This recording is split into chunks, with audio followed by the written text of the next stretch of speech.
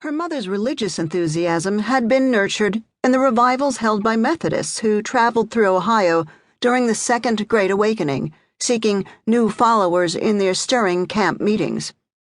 A woman who saw visions and dreamed dreams, she nonetheless swung wildly between moods of rapture and deep melancholy. She was said to pray till her eyes are full of tears, and in the same hour curse till her lips are white with foam. Yet, Mrs. Claflin's religious passions clearly left their imprint on her daughter.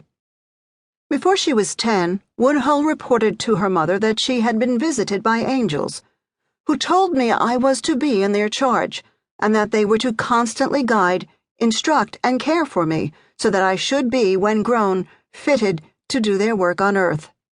Her name alone, Woodhull would later remind her campaign supporters, evoked the example of Queen Victoria, after whom she was named, and who might yet be her elder sister in sovereignty.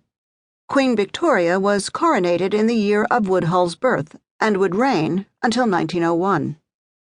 As a girl, Victoria Woodhull also took courage from a spirit who foretold that she would rise to a great distinction, that she would become the ruler of her people. Such visions, perhaps, allowed Woodhull to survive her childhood and to acquire early a sense of election, as it were, to a special destiny. The narrative of her youth, sketched above, which Woodhull endorsed and helped elaborate and disseminate, served a political purpose in the early 1870s.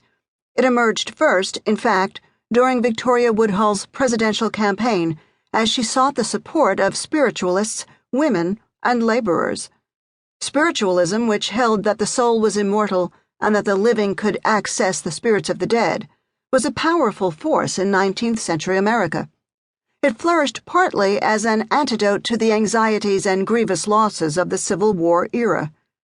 Among the leading political figures intrigued by its beliefs were Presidents Grant and Garfield, as well as Speaker of the House, Republican presidential nominee, and Secretary of State James Blaine. The movement, however, proved especially attractive to women, who found in spiritualism a welcome emphasis on equality and a satisfying sphere of activity.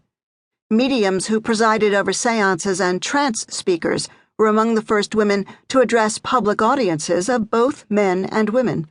Their leadership within the movement ensured a welcome reception to those who promoted the cause of women's equality. Spiritualism, thus, would intersect powerfully with the women's rights movement in the mid-19th century. Both were instrumental in shaping Woodhull's campaign for the presidency.